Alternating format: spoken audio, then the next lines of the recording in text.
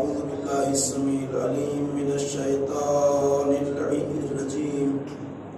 حسبنا الله ونعم الوكيل، نعم المولى ونعم النصير.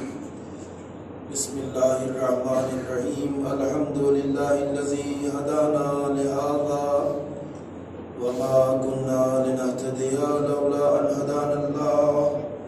لقد جاءت رسل ربنا بالحق والصلاة والسلام والتحية والإكرام على أشرف الأنبياء والمرسلين مولانا ومولى الكونين جد الحسن والحسين أبي القاسم محمد. اللهم صل على محمد وآل محمد وعلى آله الطيبين الطاهرين المعصومين المظلومين الذين أذهب الله عنهم الرجس وطهرهم تطهيرا.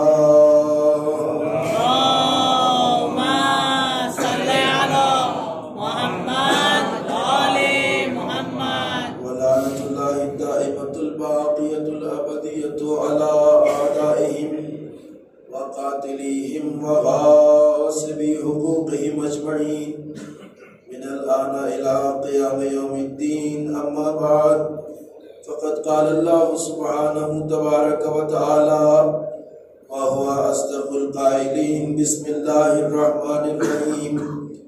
إنما وليكم الله ورسوله والذين آمنوا الذين يقيمون الصلاة ويؤتون الزكاة وهم راكعون. صلوات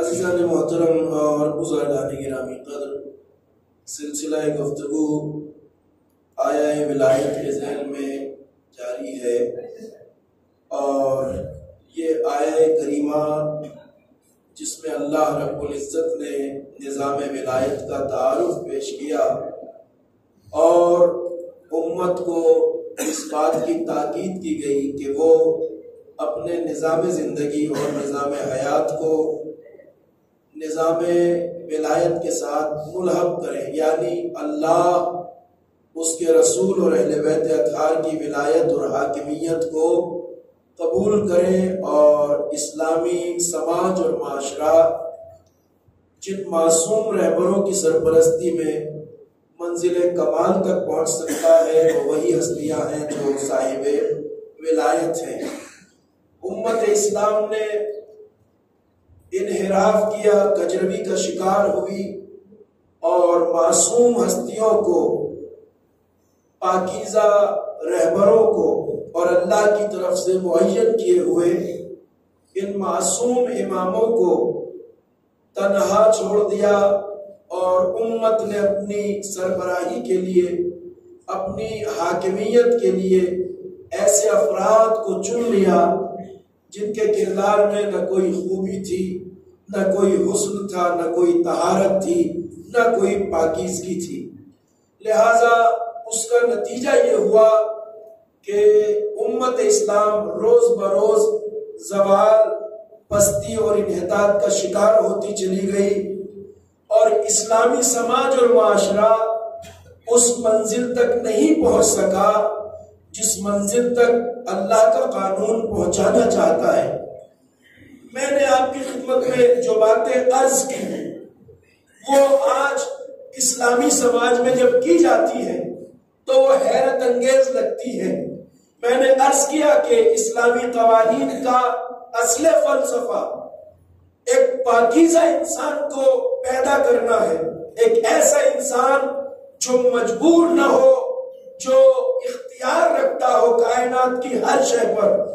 تو ہم آج اس بات کو حیرت سے کیوں سنتے ہیں؟ اس لیے کہ اسلامی سماج میں ایسے راستے بند کر دیے گئے جن کی وجہ سے انسان اس درجے تک پہنچ پاتے ہیں۔ اگر معصوم رہبروں کو اسلامی نظام حاکمیت دیا گیا ہوتا تو قسم خدا کی اسلامی سماج میں آج ویسے ہی انسان نظر آتے جیسے اللہ دیکھنا چاہتا ہے۔ مگر انسان ترقی کیوں نہیں کر سکا، کمال کیوں نہیں حاصل کر سکا، بلندیوں تک کیوں نہیں جا سکا؟ اس کی وجہ وہی بغاوت ہے جو آل محمد سے کی گئی ہے۔ وگرنہ آج اسلامی سماج میں آپ کو ایک تو نہیں سینکڑوں ایسے افراد ملتے کہ جو زمین پہ محدود نہ ہوتے، اور اسی لیے کہا جاتا ہے کہ جب حجت آخر کا ظہور ہوگا، ایک صلوات پڑھیے بر محمد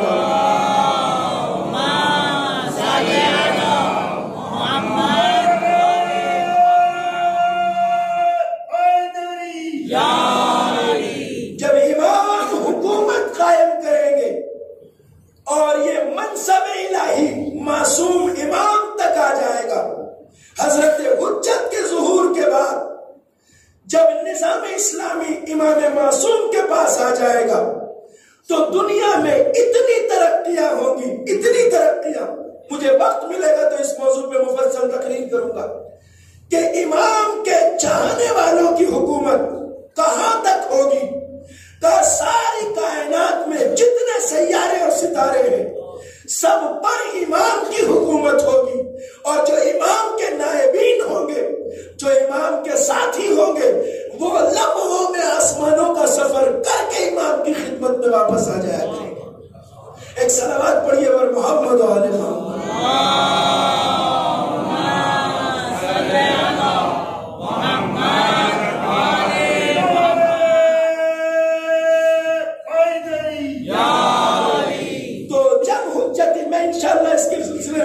ایک مفصل بیان آپ کی خدمت میں پیش کروں گا۔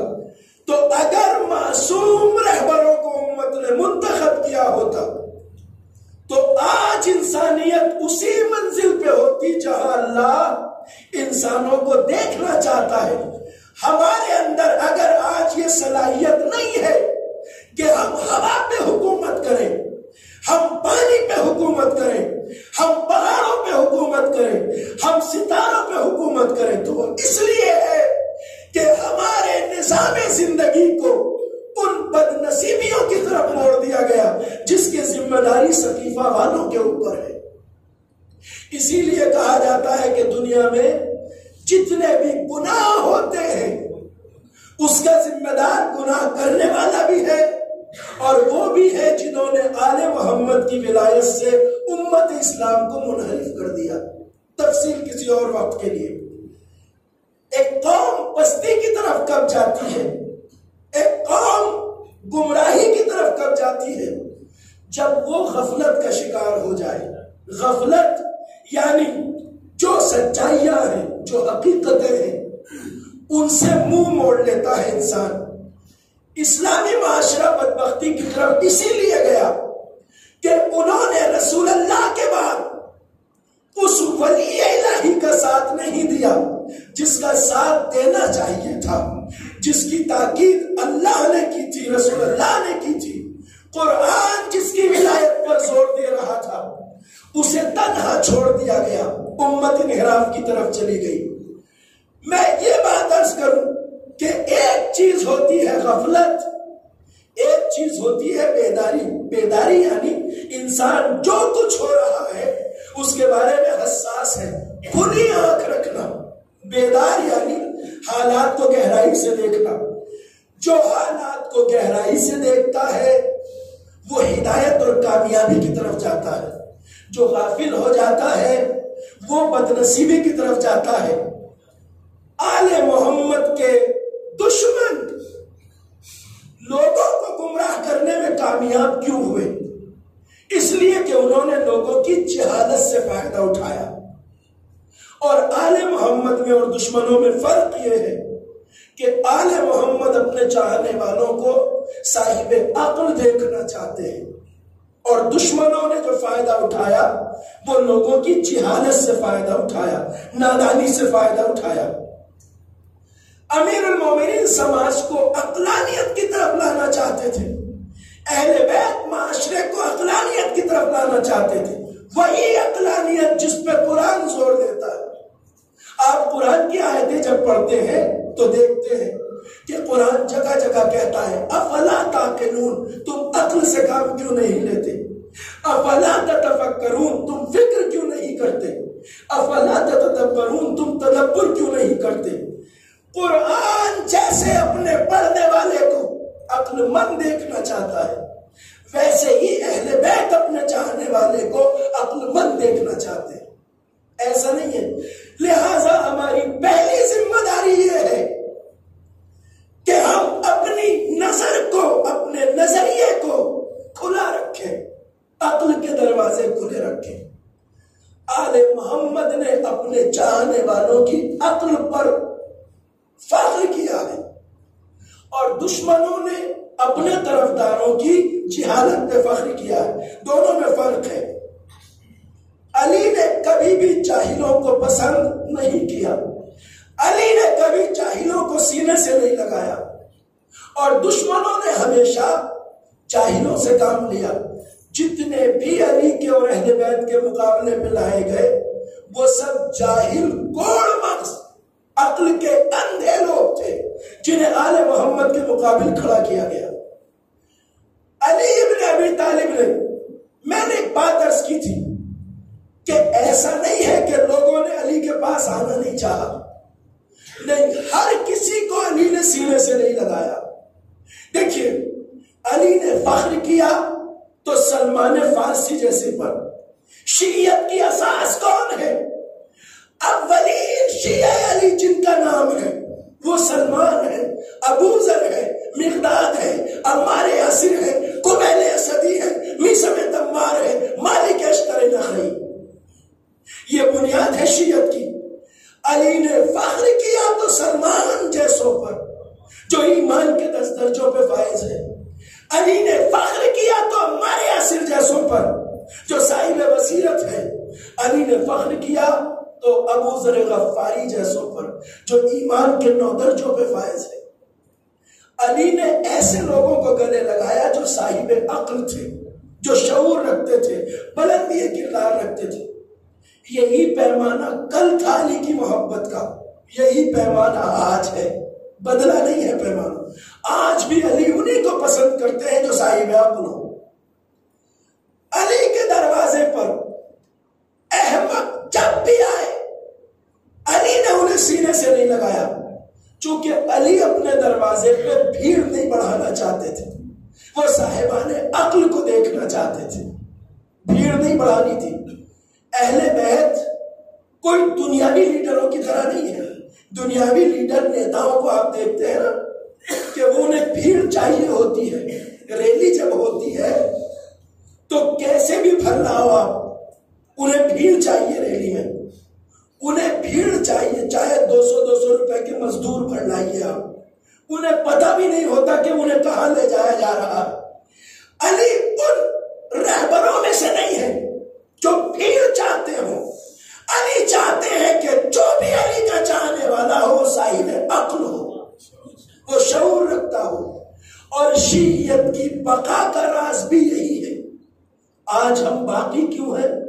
ہم اپنی عقلانیت کی وجہ سے باقی، وگرنہ جنہیں مٹانے کے لیے دولت لگائی گئی ہو، حکومتیں اپنی پوری طاقت چھوڑ چکی ہوں، اس فرقے کو مٹ جانا چاہیے تھا، مگر شیعیت اپنی عقلانیت کی وجہ سے باقی ہے۔ ہم کبھی بھی بے شعوروں سے رشتہ نہیں رکھتے، ہمارا مرکز شعور اور معرفت ہے، ہمارا دروازہ علم باب مدینۃ العلم ہے، ہم جہالت کے اندھیروں میں نہیں جاتے۔ علی نے بھی جاہلوں کو سینے سے نہیں لگایا، کمال ہے علی کے کردار کا۔ ایک بات کہوں آپ سے، علی کے دروازے پر وہ بھی آئے جو علی کو خدا کہہ رہے تھے، آئے یا نہیں آئے؟ دیکھیے جس طرح واقعہ مشہور ہے ویسے ہی پڑھنا ہو۔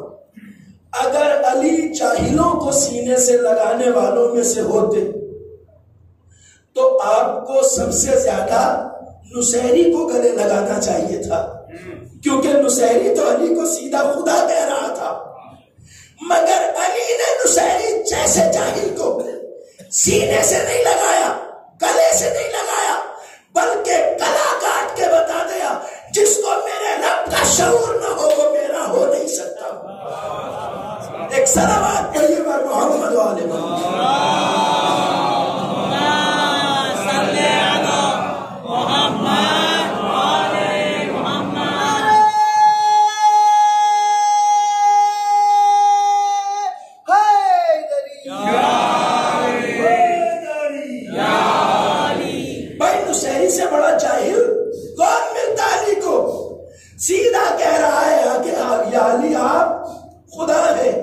آپ علی کو خدا ہے. خدا کہہ رہا ہے علی کو. اگر علی کو اپنے دروازے پہ بھیڑ بڑھانی ہوتی تو نصیری کو گلے لگاتے, پشت تھپتھپاتے, شاباش موسٹ ویلکم, تو آ, تجھ جیسے تاریخ میں اور بہت سے آئیں گے. مگر پہلے ہی مرحلے میں علی نے جہالت کا گلا کاٹ کے بتا دیا کہ جس کے پاس رب کو پہچاننے کی شعور نہ ہو وہ علی والا نہیں ہو سکتا, کوئی بھی ہو. نصیری کو قتل کیا علی نے. اگر نہ قتل کرتے اور گلے لگاتے تو بھیڑ تو بڑھتی نہ علی کے پاس. مگر علی کو جہالت پسند نہیں ہے, نادانی پسند نہیں ہے, مگر نہ کہتے کہ بھائی یہ سلمان, ابو ذر, عمار, میسم, یہ سب تو مجھے مولا کہتے ہیں, یہ سیدھا خدا کہہ رہا ہے, آجا شاباش ہے. مگر علی کو بھیڑ نہیں چاہیے جاہلوں کی, علی کو صاحب شعور چاہیے. ایک بات کے بارے میں ذرا اپنے بچوں کو متوجہ کر دوں, اور جوانوں کے لیے خاص طور سے یہ بات, اگر ہم اپنے مجلس یا محفل میں اپنے نوجوانوں سے یہ پوچھ لیں کہ بتاؤ نصیری قابل تعریف ہے یا قابل لعنت ہے, تو اگر ہمارا بچہ اسے قابل تعریف نہیں کہے گا تب بھی قابل لعنت کہنے کی ہمت نہیں کرے گا. کیوں نہیں کرے گا؟ پتہ ہے کیوں نہیں کرے گا؟ اس لیے کہ جس کی تعریفیں ہم نے محفلوں میں سن رکھی ہو, مجلسوں میں سن رکھی ہو, ہم اسے لعنتی کیسے کہہ سکتے ہیں؟ مگر جوانوں یاد رکھو, جو علی کی تلوار کا شکار ہو جائے وہ کسی بھی حال میں قابل تعریف نہیں ہو سکتا, اس لیے کہ علی کی تلوار جب بھی چلتی ہے یا منافق کے گلے پہ چلتی ہے یا کافر کے گلے پہ چلتی ہے. غور فرما رہے میں کیا کہنا چاہ رہا ہوں؟ میں یہ کہنا چاہ رہا ہوں جو علی کی تلوار کا شکار ہو جائے وہ قابل لعنت ہوتا ہے, قابل تعریف نہیں ہو سکتا. علی کی تلوار کی خصوصیات میں نے رات پڑھی آپ کی خدمت میں. ایک خصوصیت علی کی تلوار کی یہ ہے کہ علی کی تلوار شجروں کو دیکھ کے چلتی ہے, کبھی بھی مومن کے گلے پہ نہیں چلتی. جب بھی چلے گی کافر کے یا منافق کے. اب اگر یہ تلوار نصیری کے گلے پہ چلی ہے تو اس کا مطلب یہ ہے کہ نصیری مومن تو ہو ہی نہیں سکتا, یا کافر ہے یا منافق, اور جو کافر اور منافق ہے وہ قابل لعنت ہے. ذرا سا ذہنوں کو کھول کے میری بات سنیے گا جو کہنا چاہتا ہوں. دلیل قائم کروں گا اس لیے کہ بات تشنہ بیان نہ رہ جائے. نصیری وہ نہیں ہے جس کی ہمیں تعریف کرنا چاہیے, اس لیے کہ جسے علی گلے نہ لگائے اس کی تعریف ہم کریں, اس سے بڑی بے وقوفی اور جہالت کیا ہوگی. نصیری قابل تعریف نہیں ہے, قابل لعنت ہے, اس لیے کہ علی کی تلوار جس کے گلے پہ چلتی ہے وہ کافر ہوگا یا منافق. علی نے سینے سے نہیں لگایا. آج شیعیت کا سب سے بڑا درد یہ ہے کہ ہم نے اپنا منبر, اپنی محفلیں کچھ ایسے لوگوں کے حوالے کر دی ہیں جو ہم جیسے لگتے ہیں, مگر در حقیقت نصیریوں کے نظریات کو ہمارے یہاں پروان چڑھاتے ہیں. آنکھیں کھلی رکھنے کی ضرورت ہے, یہ بھی چیتاونی ہے جسے آپ سن رہے ہیں. نصیریت وہ راستہ ہے جسے علی نے پسند نہیں کیا, اور ہمارے بیچ کچھ ایسے لوگ آتے ہیں جو علی کو رب کہتے ہیں یا خدا کہتے ہیں. اگر ایسے لوگ علی کو پسند ہوتے تو کل ہی گلے لگا لیتے, مگر نہ کل ایسے لوگ علی کو پسند تھے نہ آج پسند ہے. علی بندہ الہی ہے, وہ فرماتے ہیں اے میرے پروردگار, میرے لیے سب سے بڑی عزت کی بات یہ ہے کہ میں تیرا بندہ ہوں, اور سب سے بڑا فخر مجھے یہ ہے کہ تو میرا رب ہے. علی بندہ پروردگار ہے. اگر کوئی بھی مولا کو خدا یا خدا جیسا کہے وہ کفر کی منزل میں چلا جاتا ہے. ایسے لوگوں کو علی پسند نہیں کرتے. ہمیں محفوظ رکھنا ہے اپنے ممبروں کو ایسے لوگوں سے. جو اس طرح کی باتیں ہمارے سماج میں کرتے ہو، معاشرے میں، ذرا سا ٹھہر کے سنیے گا تاکہ بات ذہنوں تک پہنچ جائے۔ اس لیے عرض کر رہا ہوں، نہج البلاغہ امیر المومنین کی وہ کتاب جسے نہج بلاغہ کہا جاتا ہے، اس میں ایک جملہ ہے، حلقہ فیہ رجلان، میری شخصیت کے تعلق سے دو طرح کے لوگ جہنم میں جائیں گے۔ یہ مولا کا ارشاد ہے، اب یہ خطابت نہیں ہے، یہ مولا کا کلام ہے جو پڑھ رہا ہوں میں۔ حلقہ فیہ رجلان، میری شخصیت کے تعلق سے دو طرح کے لوگ جہنم میں جائیں گے۔ کون؟ ایک ہے محب غال، وہ محبت کرنے والا جو میری شخصیت کے بارے میں غلو کرے۔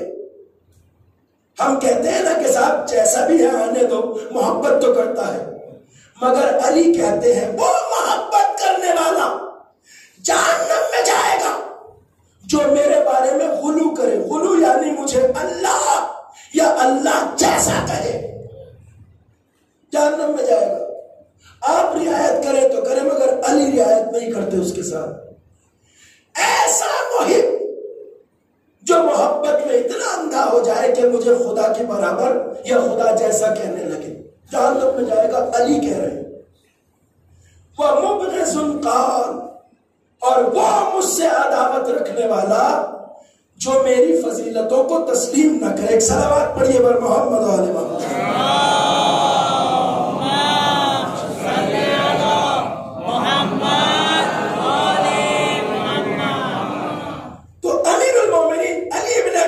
کی ذات گرامی کے بارے میں ایک اصول یاد رکھیے کہ آپ نے کہا میری شخصیت کے تعلق سے دو طرح کے لوگ جہنم میں جائیں گے۔ ایک وہ محبت کرنے والا محب غال، میں اس سے محبت کرنے والا وہ جو میرے بارے میں غلو کرے۔ غلو یعنی مجھے خدا یا خدا جیسا کہے، جو نصیریوں نے کیا۔ اور مبغض قال، وہ مجھ سے عداوت رکھنے والا جسے میری فضیلتیں قبول نہ ہوں، میرے فضائل کو نہ مانے۔ تو ہمارا کام ہے فضائل کو مانے علی کے، مگر کسی بھی حال میں خدا جیسا یا خدا نہ کہیں، وگرنہ گمراہی شروع ہو جاتی ہے وہیں سے۔ تو میں نے کہا اگر علی جاہلوں کو پسند کرتے تو نصیری کو گلے لگاتے، وہ آ کے کہہ رہا تھا علی آپ خدا ہے، گلا کاٹ دیا علی نے اپنی تلوار سے اور بتا دیا کہ جو جاہل ہو اس سے علی کا کوئی رشتہ نہیں ہو سکتا۔ علی ابن ابی طالب کی ذات گرامی کے بارے میں یہ بات طے ہے۔ میں نے کہا جس کے گلے پہ علی کی تلوار چل جائے وہ یا کافر ہے یا منافق۔ مومن کے گلے پہ علی کی تلوار نہیں چلتی، ہو ہی نہیں سکتا۔ علی کی تلوار ہمیشہ کافر یا منافق کے گلے پہ چلتی ہے۔ ہمارے پاس جوان آج کل کچھ شہر ایسے ہیں جن کے میں نام نہیں لینا چاہتا، جس میں کچھ نوجوانوں کو ورغلانے میں کامیاب ہو گئے ہیں لوگ۔ وہ نوجوان اپنے آپ کو بجائے شیعہ علی کہنے کے اپنے ساتھ طرح طرح کے نام جوڑ رہے ہیں آج کل۔ کوئی خود کو ملن کہتا ہے، کوئی خود کو اخباری کہتا ہے۔ اب اس طرح کے افراد جتنے بھی، میں یہ بات کہتا ہوں ڈنکے کی چوٹ پر کہ زبان رسالت مآب سے نجات کی ضمانت صرف اس کے لیے دی گئی ہے جو شیعہ علی ہو۔ کیا کہا گیا ہے؟ یا علی انت و شیعتک هم الفائزون۔ پیغمبر نے کہا اے علی تم اور تمہارے شیعہ کامیاب ہیں۔ لفظ زبان پیغمبر سے یہ نکلا۔ تو ہمیں ادھر ادھر ٹھوکریں کھانے سے پہلے اپنے آپ کو شیعہ بنانا چاہیے۔ ملنگ ہونا کوئی بڑی تعریف کی بات نہیں ہے۔ اس طرح کے نام جوان اپنے ساتھ نہ جوڑے، اس لیے کہ جنہیں علی کی ولایت کا شعور نہ ہو، ایسے لوگوں کے نام اپنے ساتھ جوڑنا کہاں کی عقل مندی ہے؟ اچھا یہ لفظ جو میں بول رہا ہوں نہ تو یہ عربی کا ہے نہ فارسی کا،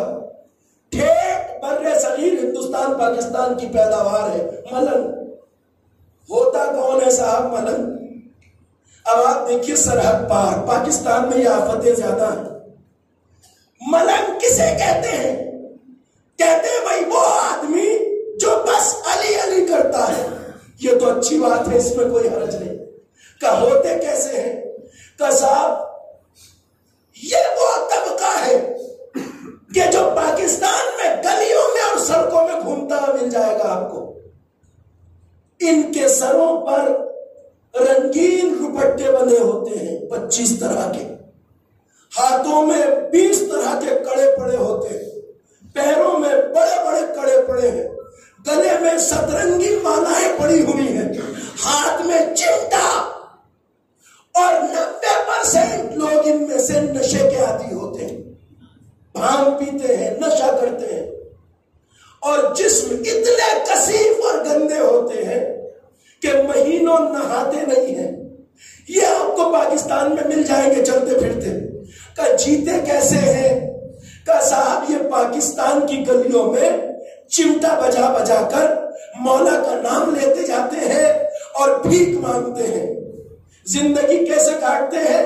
بھیک مانگ کر، علی کے نام پر چمٹا بجا بجا کے. اب اگر میرا نوجوان ایک بار ان کی صورت دیکھ لے تو وہ خود کو ملنگ کہنے کی غلطی نہیں کرے گا. اس لیے کہ اگر انہیں علی کی ولایت کا ذرہ برابر بھی شعور ہوتا تو انہیں اتنا ضرور پتا ہوتا کہ علی کا عشق انسان کو قوت بازو سے کما کے کھانے والا بناتا ہے، گلی گلی کا بھکاری نہیں بناتا. صلوات پڑھیے بر محمد و آل محمد.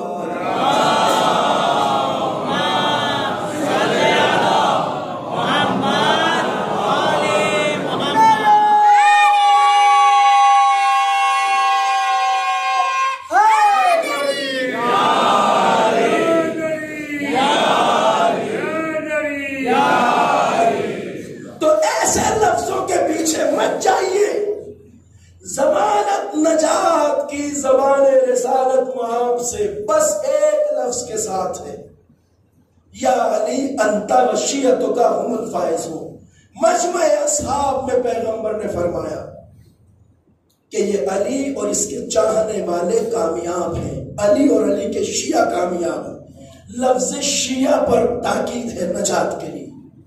تو جب شیعہ بننا ہے تو ادھر ادھر جانے کی ضرورت، یہ اللہ بلا نام کبھی ڈھونڈنے کی کوشش نہ کریے، ایسے راستوں پہ نہ جائیے جو ہمیں شیعت سے دور لے جائے. علی کا کمال ہی یہ ہے کہ علی نے اپنی زندگی اللہ کی عبادت میں گزاری. علی نے کہا اے میرے پروردگار، میرے لیے سب سے بڑا فخر یہ ہے کہ میں تیرا بندہ ہوں، اور میرے لیے سب سے بڑی عزت کی بات یہ ہے کہ تو میرا رب ہے. یہ علی کا کلام ہے. امیر المومنین کو یہ پسند نہیں ہے کہ کوئی علی کو خدا کہے. اچھا بات ذہنوں پہ ذرا بار نہ ہو اس لیے تھوڑا اور آسان کرتا ہوں. میری کوشش ہے کہ پوری بات کو پوری وضاحت سے ممبر سے کہوں تاکہ بچوں کے ذہن الجھ نہ جائیں. یہ جو اس طرح کے لوگ ہیں نصیری فکر والے، ان سے نہ علی کا کوئی رشتہ نہ علی والوں کا کوئی رشتہ ہونا چاہیے. علی بندہ پروردگار ہے، خدا یا خدا کے برابر، خدا جیسے نہیں ہے. علی نے بارہا اس کے بارے میں تاکید کی ہے. میں نے کہا کہ نصیری قابل لعنت ہے. جنہوں نے آ کر علی کو خدا کہا ان کا علی نے گلا کاٹ دیا، اور گلا کاٹنا دلیل ہے اس بات کی کہ وہ مومن نہیں ہو سکتا. اس لیے کہ علی کی تلوار جب بھی چلے گی یا منافق کے گلے پہ چلے گی یا کافر کے. اس کا گلا اگر علی نے کاٹا ہے تو یا منافق ہے یا کافر، مومن نہیں ہو سکتا. اور عزیزوں ایک بات اور کہوں آپ سے، علی کی تلوار نہ صرف یہ کہ مومن کے گلے پہ نہیں چلتی. میں نے کل 2 صفتیں علی کی تلوار کی بیان کی تھی. میں نے کہا تھا انگنت صفتیں اور خصوصیات ہیں علی کی تلوار کی. ایک خصوصیت علی کی تلوار کی یہ ہے کہ علی کی تلوار نہ صرف یہ کہ مومن کے گلے پہ نہیں چلتی ہے بلکہ اس کافر کے گلے پہ بھی نہیں چلتی جس کی 7 نسلوں میں بھی کوئی مومن پیدا ہونے والا ہو. ذرا سا بات کی گہرائی پہ دھیان دیجیے گا کیا کہنے جا رہا ہوں. علی کی تلوار نہ صرف یہ کہ مومن کے گلے پہ نہیں چلتی بلکہ اس کافر کے گلے پہ بھی نہیں چلتی جس کی 7 نسلوں میں بھی کوئی مومن پیدا ہونے والا ہو. صفین کا میدان ہے, جنگ صفین ہو رہی ہے. ایک دن میدان میں علی بھی اترے لڑنے کے لیے اور علی کی فوج کا سپہ سالار کمانڈر ان چیف مالک اشتر نخعی بھی میدان میں آیا. ہم جانتے ہیں ہمارے بزرگ اچھی طرح, بچوں کے لیے بتا رہا ہوں, جنگ صفین کتنے دن لڑی گئی؟ تقریباً 6 مہینے. 6 مہینے تک یہ جنگ چلی ہے. 1-2 دن کی لڑائی نہیں تھی جنگ صفین, ایک لمبی لڑائی تھی. تقریباً 6 مہینے تک لڑی گئی.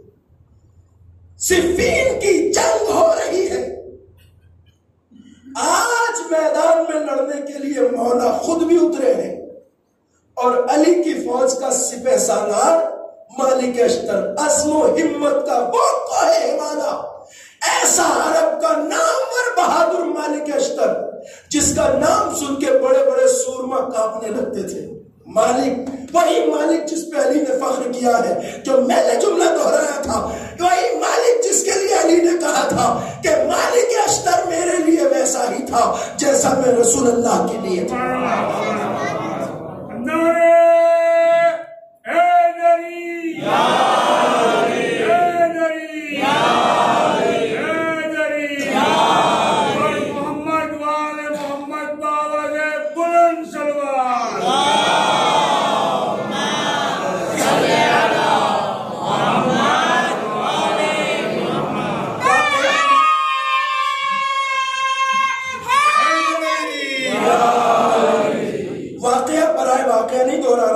میں اس واقعے کو دلیل کے طور پہ دہرا رہا ہوں. دلیل ہے اس واقعے میں.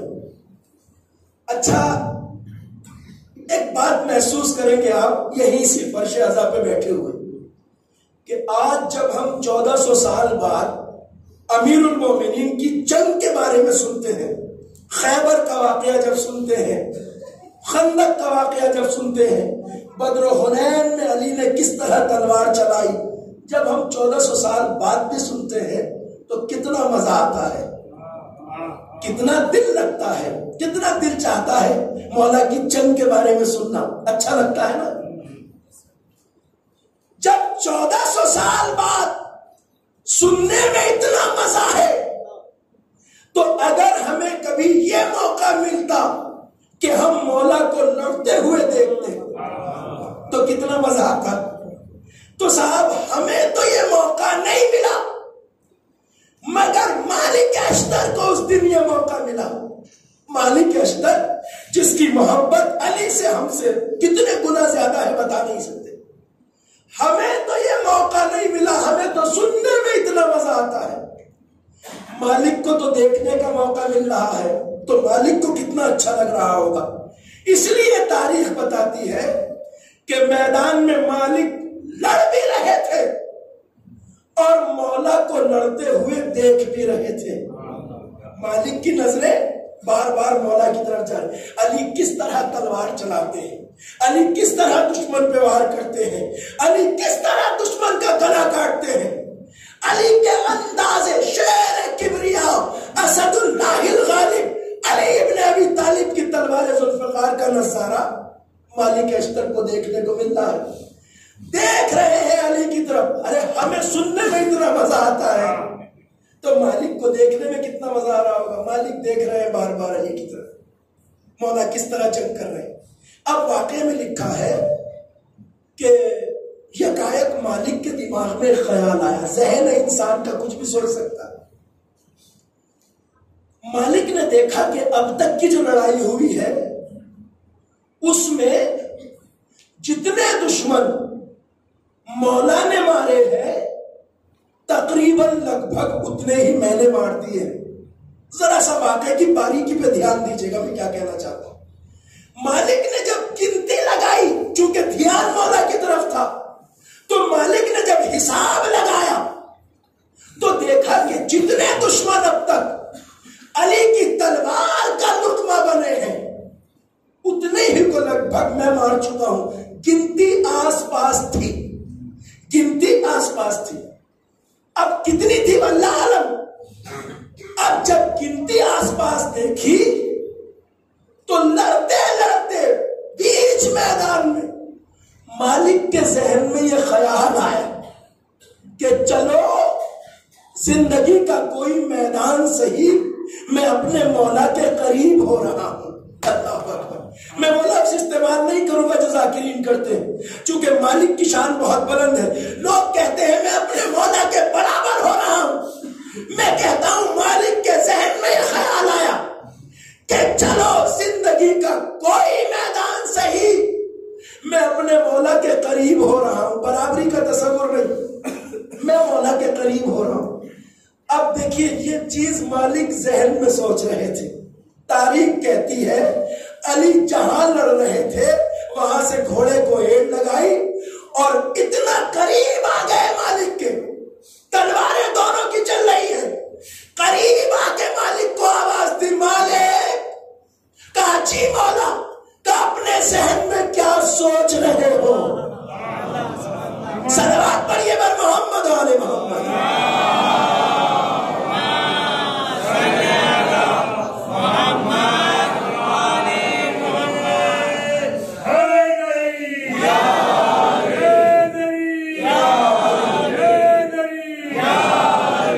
سمجھ رہے؟ کہا دیکھیں مالک نے جو ذہن میں سوچا تھا، ذہن ہے کچھ بھی سوچ سکتا ہے. مولا نزدیک لے آئے اپنا گھوڑا، دونوں کی تلواریں میدان میں چل رہی ہے. کہا مالک. کچی مولا. کہ اپنے ذہن میں کیا سوچ رہے ہو؟ اب گفتگو ہونے لگی. مالک صاحب معرفت چاہنے والا تھا علی کا، وہیں سے ادب سے جواب دیا سر جھکا کے، مولا بتانے کی ضرورت نہیں ہے، جو سوچ رہا ہوں آپ اچھی طرح جانتے ہیں مولا. مولا نے کہا ہاں مالک اسی لیے تمہارے قریب آئے ہیں. سنو مالک اشتر، جو سوچ رہے ہو ایسا تصور میں بھی مت لانا، اس لیے کہ ہم سے برابری کے بارے میں سوچنے کی گنجائش بھی نہیں ہے. کیوں مالک؟ تم گنتی دیکھ رہے ہو نا. مالک میدان میں تمہارا لڑنا اور ہے، ہمارا لڑنا اور ہے، برابری نہیں ہو سکتی. تمہارا تلوار چلانا اور ہے مالک، ہمارا تلوار چلانا اور ہے. کہا مالک اشتر، تمہاری تلوار کی زد پہ جو آ جائے جیسے آ جائے تم مار دیتے ہو، مگر مالک اپنی تلوار کی زد پہ آئے ہوئے ہر دشمن کو ہم نہیں مارتے، بلکہ پہلے 7 شجروں کا جائزہ لیتے ہیں پھر تلوار چلاتے ہیں. صلوات پڑھیے بر محمد و آل محمد.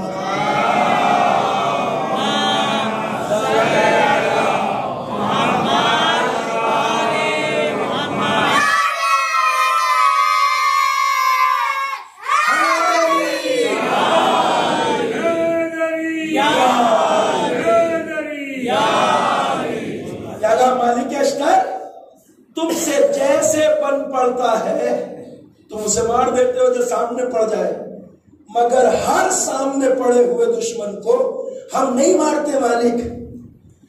اچھا ایک بات تو دیکھیے، یہ اس طرح سنیے اس بات کو، جو علی کے مقابلے میں آیا ہے وہ مومن تو ہو ہی نہیں سکتا، وہ خود یا تو کافر ہے یا منافق.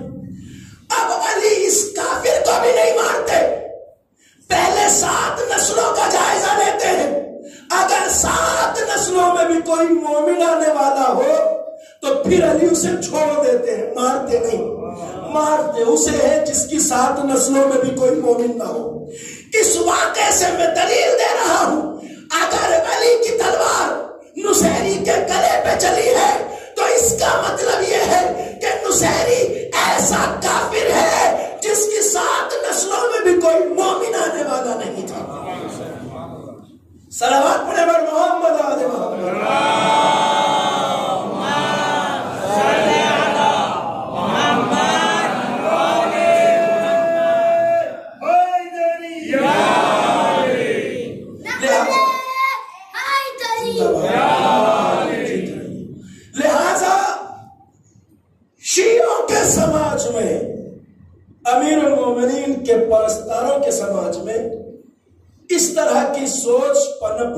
چاہیے.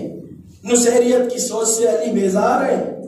نہ علی نے ایسے لوگوں کو کل پسند کیا تھا، نہ آج پسند کرتے ہیں، نہ قیامت تک پسند کریں گے.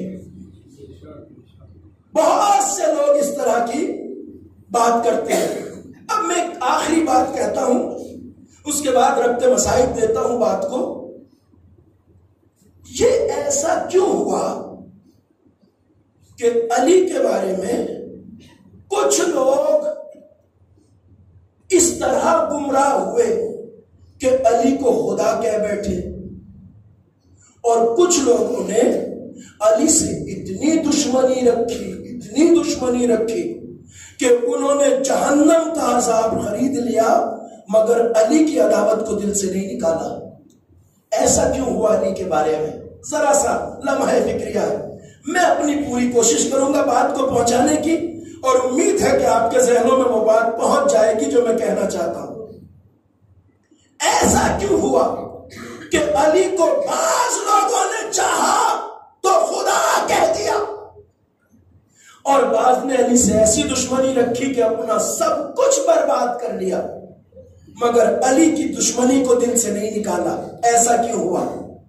اسی جگہ پہ آپ اپنا اور اپنی حیثیت کا اندازہ لگائیے. ہم علی کو ولی اللہ مانتے ہیں، اللہ کا وہ بندہ جس سے بڑا صاحب فضیلت کوئی نہیں. مظہر صفات پروردگار، مظہر صفات کبریاء، مظہر العجائب ہے علی. نادر علی مظہر العجائب. علی مظہر ذات خدا ہے، علی مظہر صفات کبریاء ہے. گمراہ ہونے والے گمراہ کیوں ہوئے؟ پھسلنے والے پھسل کیوں گئے؟ اور ہم علی کے چاہنے والے علی کے راستے پہ قائم کیوں ہیں؟ اس کی وجہ یہ ہے کہ شیعیت مضبوط عقل کا نام ہے. غور کیجیے جملے پر، شیعیت مستحکم عقل کا نام ہے. وہ عقل جو نہ اندھی ہوتی ہے نہ پھسلتی ہے. غور فرما رہے. ہوا کیا عزیزوں؟ ہوا یہ کہ جب علی کی ذات میں اللہ کے صفات کی جگمگاہٹ نظر آئی تو کچھ عقلیں فیصلہ نہ کر پائی کہ علی بندے ہیں یا خدا. جب ان کی آنکھیں چندی آئی علی کے وجود میں اللہ کی صفات دیکھ کر تو وہ ایسے چندی آئی کہ انہوں نے علی کو خدا سمجھ لیا. اور دشمن کی نگاہوں نے جب علی کو دیکھا تو وہ اس طرح اندھی ہوئی کہ علی کو کچھ نہیں مانا. بس جس کی عقل قوی تھی شیعیت نے پہچان لیا کہ علی اللہ کی صفات کا مظہر ہے مگر خدا خدا ہے، علی علی ہے. صلوات پڑھیے بر محمد والے محمد.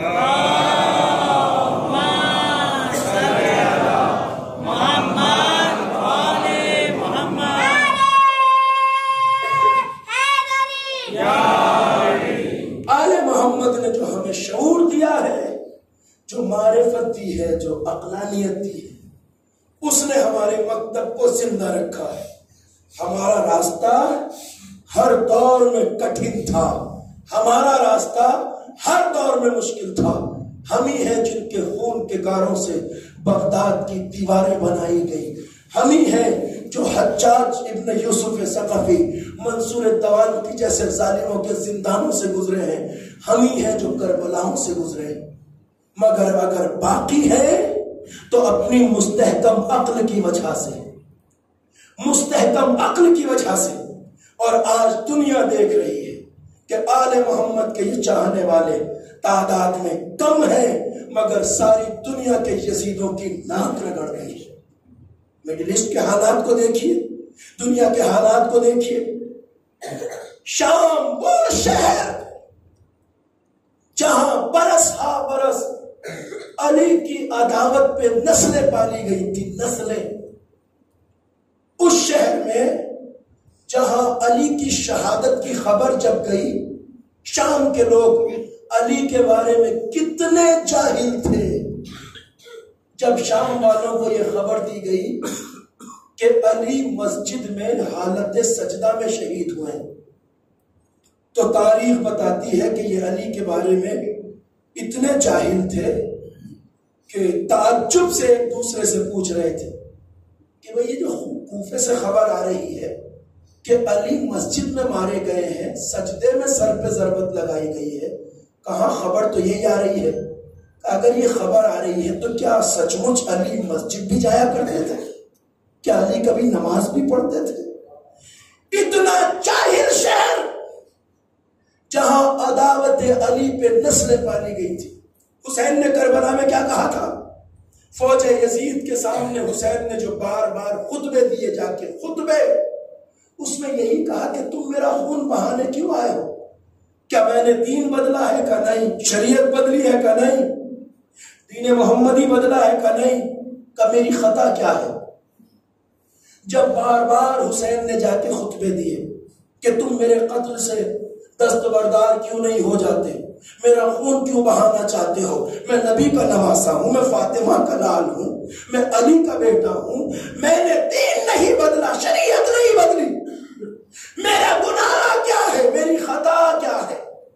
تو لشکر یزید نے یہ نہیں کہا کہ حسین آپ کی یہ خطا ہے، یہ خطا ہے، بس جواب میں یہ کہا بغضاً لابی، حسین تمہاری کوئی خطا نہیں ہے، مگر ہم چھوڑیں گے نہیں، اس لیے کہ ہمیں تمہارے باپ علی مرتضیٰ سے عداوت ہے۔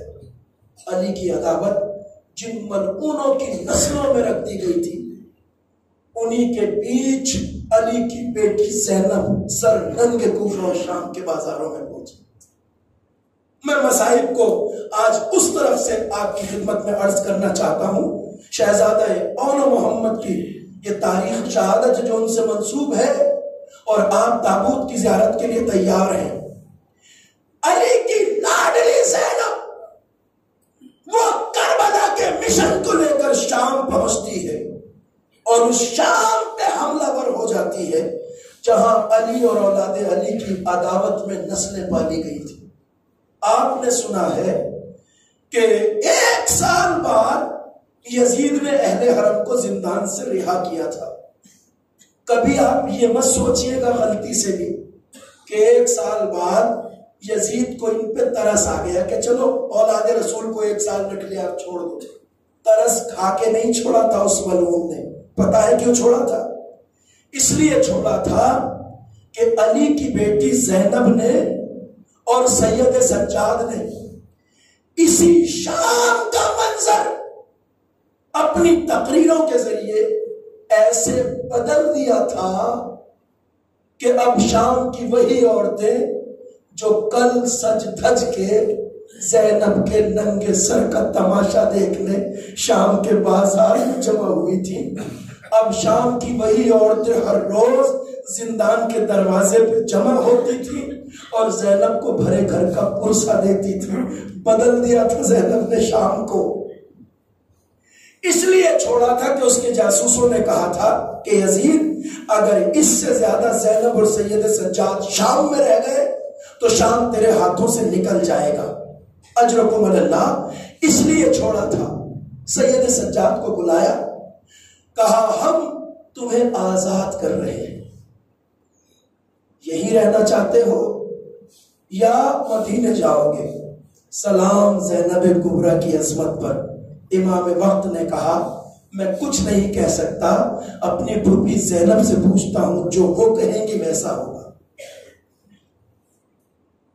روایت کہتی ہے جب سے یزید نے سید سجاد کو بلایا تھا تب سے زینب زندان کے دروازے پہ کھڑی تھی۔ اب جب بھتیجے کو آتے ہوئے دیکھا تو پورے 1 سال بعد زینب نے بھتیجے کے گلے کو بغیر توق کے دیکھا،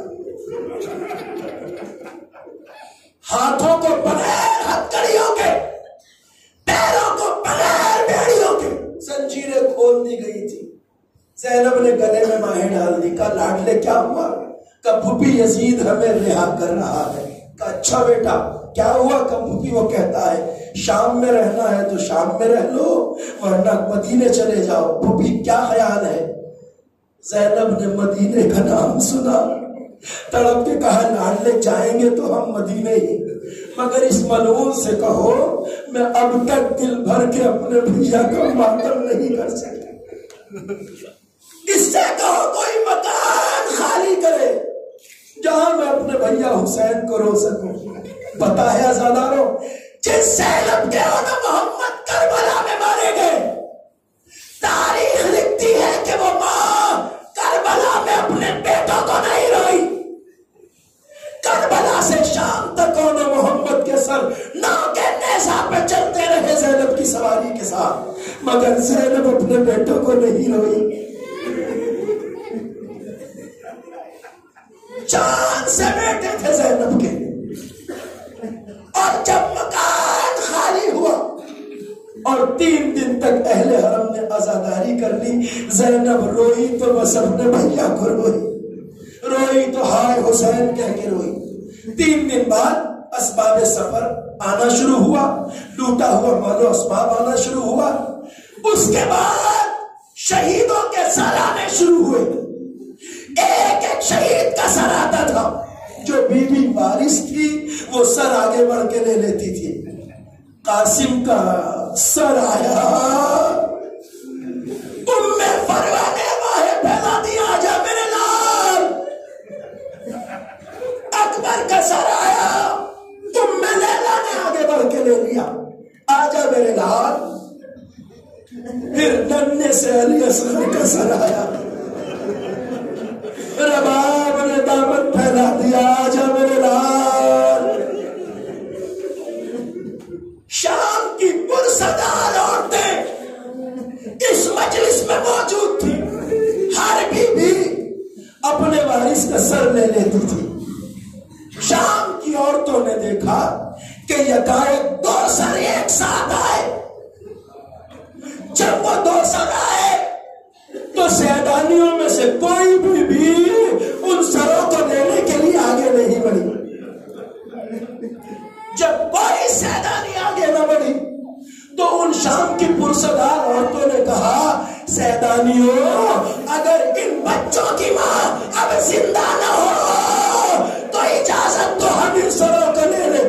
بس جیسے ہی کہا زینب تڑپ اٹھی، کہا شام کی عورتوں یہ میرے بچوں کے سر ہے اور محمد. مگر انصاف سے بتاؤ میں اپنے بھیا کو رہوں یا اپنے بچوں کا ماتم کروں؟ اجرکم اللہ. زینب اپنے بچوں کو نہیں روئی، زینب اور محمد کو نہیں روئی. روایت کہتی ہے کہ قافلہ مدینے آ گیا.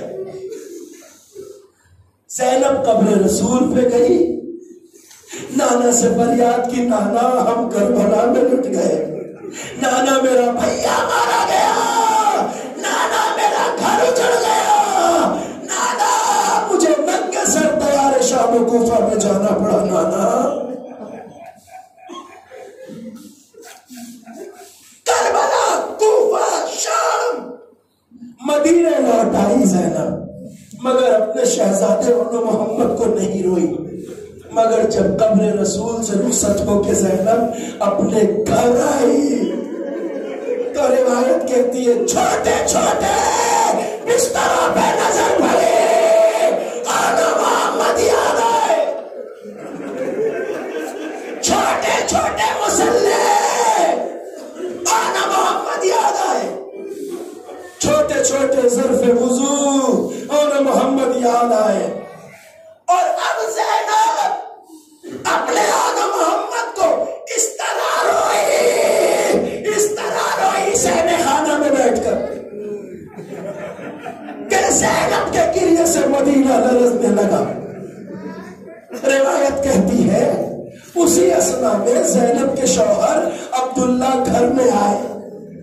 آپ کو پتا ہے زینب جب کربلا گئی تھی تو بال سیاہ تھے، لوٹ کے آئی تھی تو بال سفید ہو گئے. گھر کے صحن میں عبداللہ نے جب ایک سفید بالوں والی بیوی کو روتے ہوئے دیکھا تو قریب آئے، آگے کہا بی بی تم گھر میں رو رہی ہو، میرے گھر میں کیوں رو رہی ہو؟ زینب نے کہا عبداللہ زمانے نے مجھے نہیں پہچانا، کوئی شکوہ نہیں. عبداللہ اب تم بھی مجھے نہیں پہچان رہے.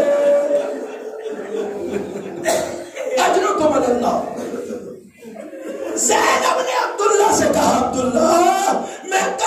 سے آئی ہوں، میرا بھیا مارا گیا، میرا گھر مٹ گیا۔